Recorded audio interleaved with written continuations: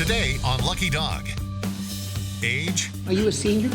experience, This dog has zero training. physical limitation. She definitely needs surgery. Every dog has its Achilles heel. But no matter what the challenge, Hey, what was that? Brandon knows there's always a solution. Trust me, it's all gonna make sense pretty soon. So get on board, because today we're overcoming obstacles. I'm Brandon McMillan, and I've dedicated my life to saving the lonely, unwanted dogs that are living without hope.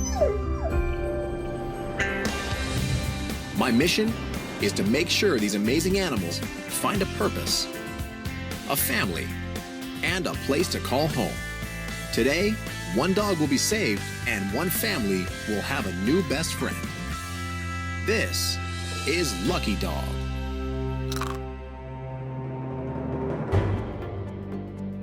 Over the course of his life, Brandon McMillan has rescued many shelter dogs, giving them a second chance and a forever home. But preparing them for their new family rarely follows a set training path. More often than not, it's a dog's personal obstacles that dictate the course. In Cora's case, that obstacle was age. At 8 years old, this dopey mix was being overlooked in favor of younger dogs.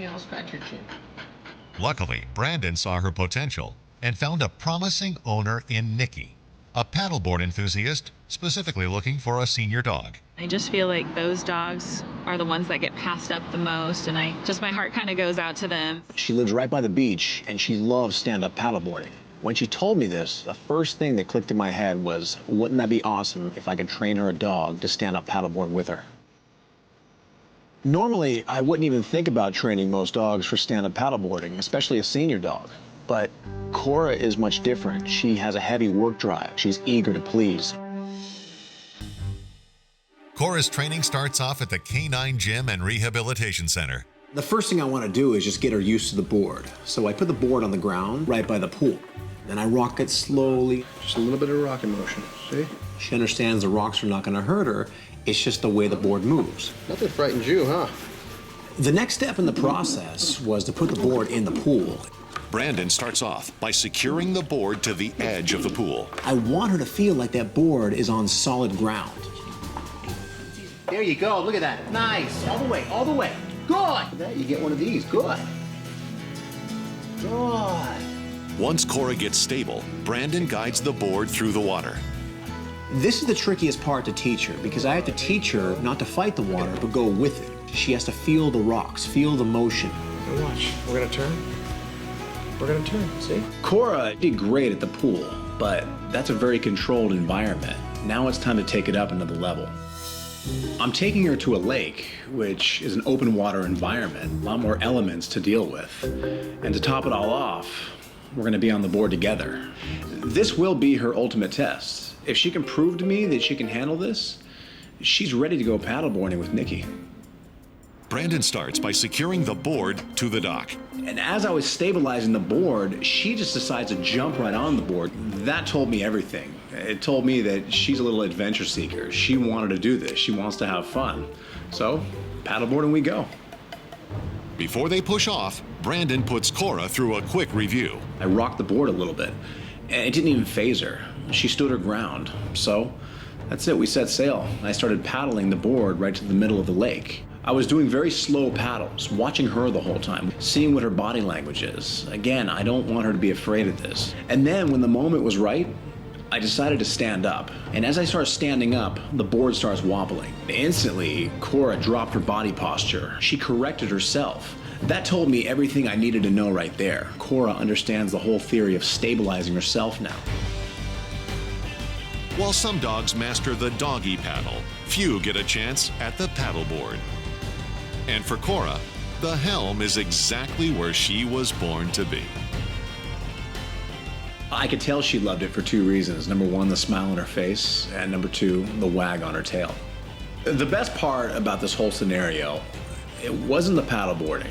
It was the fact that when we got back to the dock, she literally tackled me with kisses. That right there showed her gratitude. That made me happy. Was that fun? In fact, it made me so happy that I gave her her green collar. Come on, you got a new mom waiting for you. Come on. Coming up, This dog has absolutely zero training. how inexperience leads one Schnauzer puppy's training off the beaten path. Taking a dog camping is a big responsibility.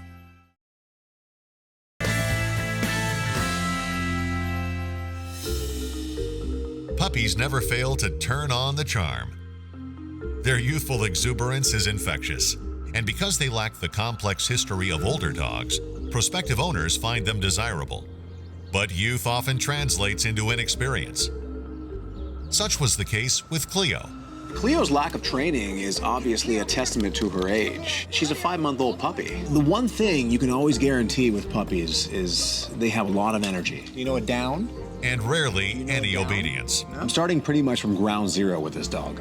And spot-on obedience is exactly what Cleo will need in her new home with the Knight family. You want to take your dog hiking and camping?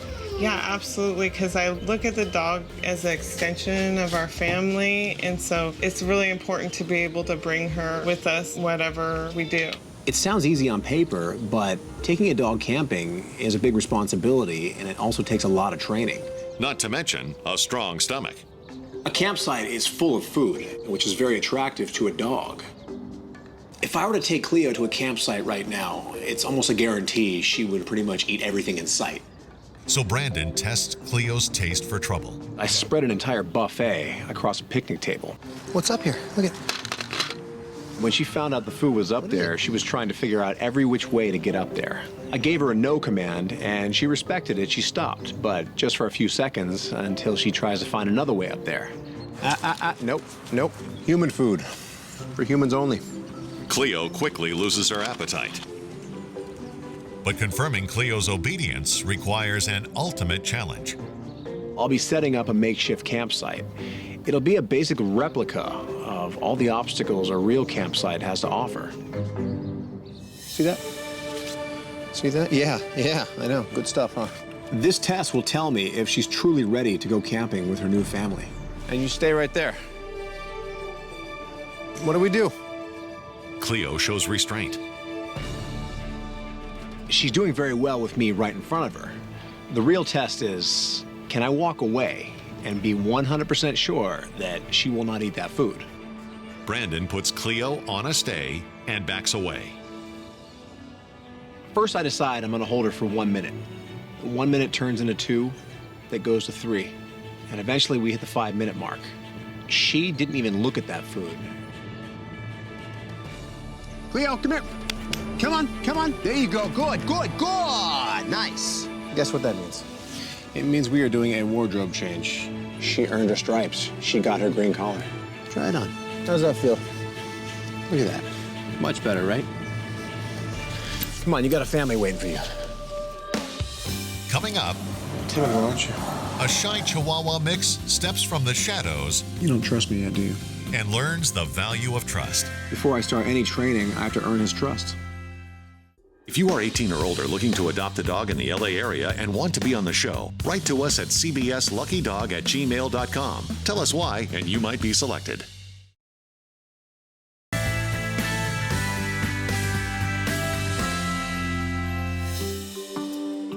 The life of a shelter dog can be one of uncertainty, insecurity, and distrust, Timid, aren't you? especially in a young dog like Shadow, whose short life was spent bouncing from shelter to shelter. You want that? He really had no interest in anything I offered him. I was petting him. He really didn't care. He said no to food. This right here is a trust issue. You don't trust me yet, do you? Before I start any training, I have to earn his trust. I have to show him that I'm his friend, not his enemy. Brandon forgoes training in favor of some good old-fashioned bonding. Day after day, I would wait Shadow out. Every day, he would show a little more promise. And then, out of nowhere, we had the breakthrough moment. Hello there. He allowed me to pick him up. Well, thank you. Well, been waiting a long time for one of those. Brandon is able to earn Shadow's trust. But getting Shadow to extend that trust to potential owner Gary is a bigger challenge. Luckily, Brandon knows the best way to a dog's heart is through its nose. Dogs, they use their nose for everything. That's how they shake hands. I decided to go for an old technique. I call it positive scent association. I have the new potential owner, Gary, wear a t-shirt for a couple days. And what this does, it gets his scent all over the t-shirt. Everything Shadow does from here on out at the Lucky Dog Ranch will be with that t-shirt. Whether he's sleeping, playing, eating, this t-shirt will be the dog's everything. So when he does meet Gary, he will have a positive experience. Trust me, you're gonna like this t-shirt pretty soon. When training is complete, Brandon puts Shadow's scent association to the test. I'm bringing Shadow over to Gary's house so they can meet each other for the first time. And it's either gonna go really well or really bad. Oh, Brandon and Gary. This must be Shadow. This is Shadow. Usually when a family meets a dog for the first time, they can pet the dog and hug it and do whatever they want. But in the case of Shadow and Gary, it's a little bit different. This union requires a more formal introduction. Shadow doesn't realize that he's right in front of one of the most positive experiences he's ever had. He just has to simply make the connection between his nose and the scent. So Gary, what I want you to do is just put your hand out, let him sniff you. He needs to recognize your scent. It's gonna click in any minute. He knows your scent. He's been smelling it for a long time now. He just has to make the connection. At first, Shadow was simply looking at me. He wasn't relying on his nose. And then, the moment of recognition. Hey there. Shadow turned around and started kissing Gary right on the nose. He did seem to recognize me, so I was excited about that. Good boy. What took me a long time to gain Shadow's trust, it took Gary only minutes. Bet you didn't think a shirt could do that, huh? I had no idea. That's the power of a dog's nose. Coming up, Come on, Jasmine. a subtle limp leads to a devastating diagnosis. It's a torn ACL. She definitely needs surgery. See you soon, Jasmine.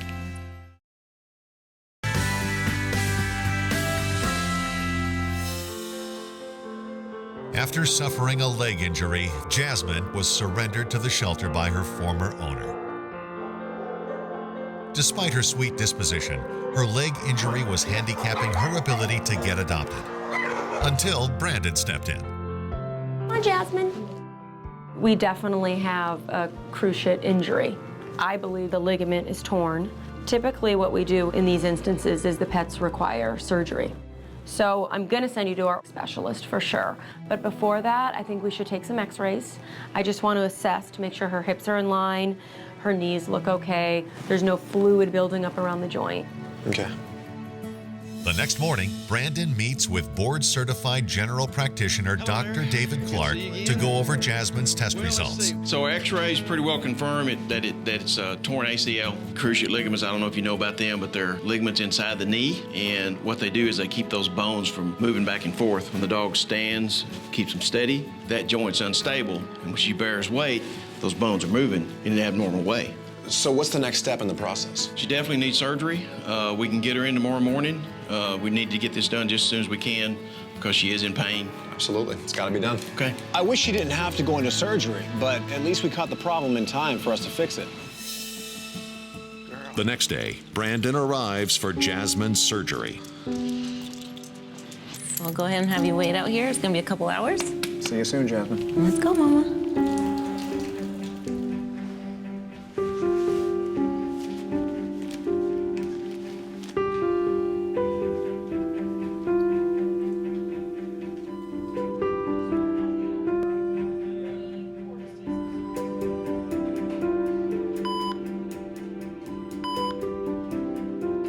So now Jasmine's in surgery, and I know she's getting the best care possible. But still, things like this are never easy with a dog you care about.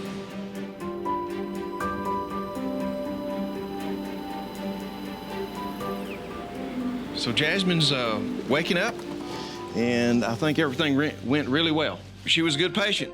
Surgery went as expected. I think that the joint felt really stable when we got done. Yeah. These first 2 weeks, I want you to she needs to hang out in the house.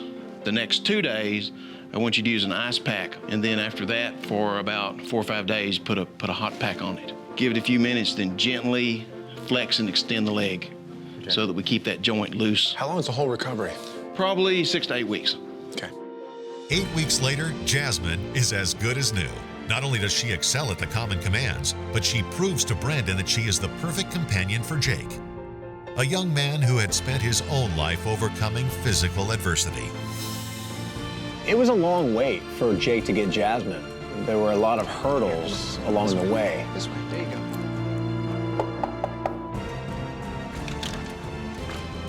Hi there. Hi there. How are How are you? I'm doing great. Somebody wants to meet Jake. When Jake first saw Jasmine, he ran up to her and just said the words, Princess Jasmine. Princess Jasmine. Jake, look. Hi, sweetie. Yeah, go ahead and pet her. Princess Jasmine. We were all sitting on the living room floor, and Jake couldn't give her enough love. He couldn't give her enough affection. It was the missing piece of the puzzle in Jake's life. In the end, I couldn't really picture a more perfect pair for each other. Jake, she's your dog now. Take care of her. Thank you. Thank you. Thank you. Bye, Jazz. Coming up, Hey, what was that? Pluto's natural instincts get him into hot water. Nobody wants a marking dog. Pluto, come on. Dogs rely on their natural tendencies in social situations and for survival.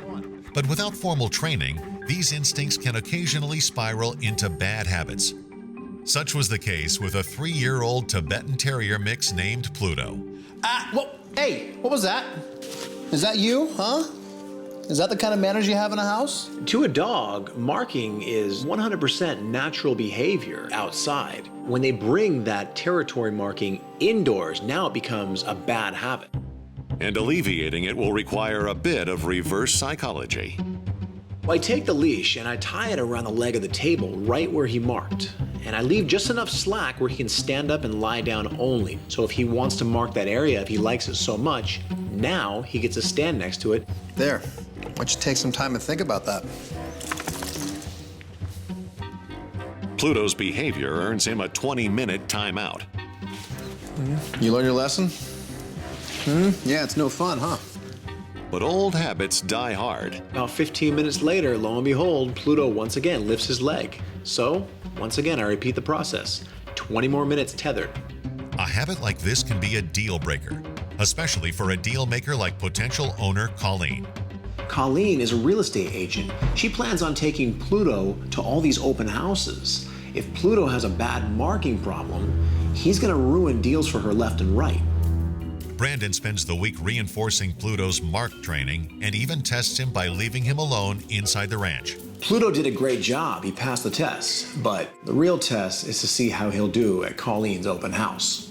I'm a little bit nervous about Pluto because we are looking at a property that's close to the $2 million range. So we've got a certain clientele that we've invited to this open house.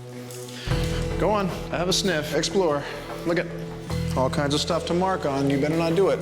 It isn't long before Pluto's test hits critical mass. Uh-oh, carpet. Carpet, the game changer. As we walk into the master bedroom, I noticed the floor had a lot of evidence of another dog that was once here. Yeah, I see you sniffing. If there's one reason a dog will ever mark, it's to mark over another dog's old marking. And he had every opportunity to show his old bad habits, but he moved on. Pluto shows remarkable restraint. And not only that, he engages the clientele. Thanks for coming in. Thank you. My dog Pluto is here. Hi, Pluto. He is very friendly. Yes, he is. Yes, he's super friendly. Hi there, honey. Hi. Oh, he's so sweet. Isn't he? Does he come with the house?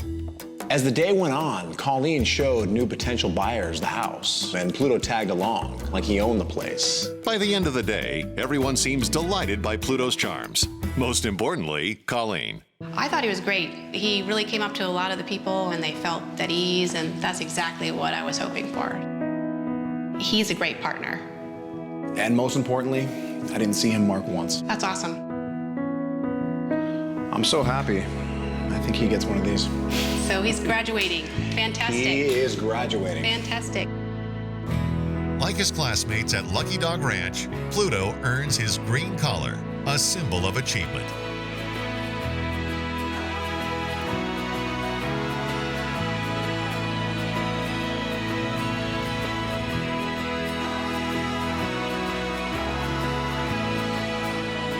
From hopeless to a home.